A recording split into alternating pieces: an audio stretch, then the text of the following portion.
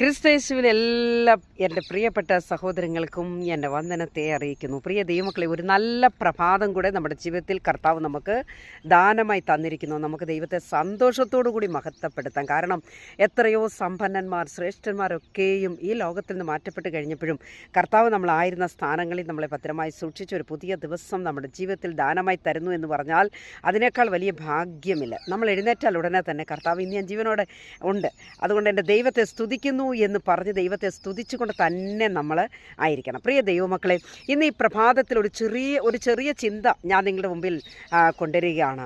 പ്രിയരെ, പലപ്പോഴും പലരും മക്കളുടെ കാര്യത്തിൽ, ഭർത്താവിൻ്റെ കാര്യത്തിൽ, ഭാര്യയുടെ കാര്യത്തിലൊക്കെ ഭാരപ്പെടുന്നവരെ നമുക്കറിയാം. അയ്യോ, അവരാരും രക്ഷയുടെ മാർഗത്തിലേക്ക് വന്നിട്ടില്ല എന്ന് പറഞ്ഞിട്ട് എന്താണ് സാധാരണ ചെയ്യാറുള്ളത്? പ്രാർത്ഥനാ വിഷയങ്ങൾ പ്രാർത്ഥനക്കാരെ അറിയിക്കുക ചെയ്യാറുണ്ട്. പ്രിയ ദൈവമക്കളെ, അങ്ങനെയല്ല വേണ്ടിയത്. കാരണം എന്താണെന്നറിയാമോ? നമ്മുടെ കർത്താവ് കണ്ണുനീരെ കാണുമ്പോൾ മനസ്സലിയുന്ന ദൈവമാണ്. അതേ കണ്ണീരെ കണ്ടിട്ട് കർത്താവ് താണ്ടിപ്പോകുന്ന ഒരു ദൈവമല്ല.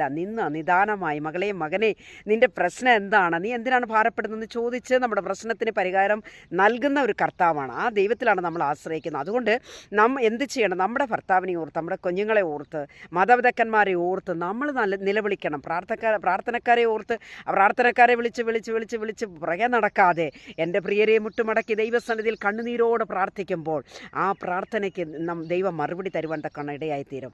കണ്ണുനീരോടെ നമ്മൾ വിതച്ചാൽ അത് ആർപ്പോടെ തന്നെ കൊയ്യുവാനായിട്ട് സാധിക്കും. ആകയാൽ ദൈവമായ കർത്താവ് ഈ പ്രഭാതത്തിൽ എല്ലാ പ്രിയപ്പെട്ടവരെയും ഒരുപോലെ ആയിരിക്കുന്ന സ്ഥാനത്ത് അനുഗ്രഹിച്ചു മാനിക്കുമാറാകട്ടെ. നമ്മുടെ ജീവിതത്തിൽ പ്രാർത്ഥന പ്രിയരെ നമുക്ക് കോട്ടയും ബലനുമാണ്. ആകയാൽ നമ്മുടെ വിഷയങ്ങൾക്ക് മറുപടി ലഭിക്കണമെങ്കിൽ മുട്ടുമടക്കുക, കണ്ണുനീരോട് പ്രാർത്ഥിക്കുക.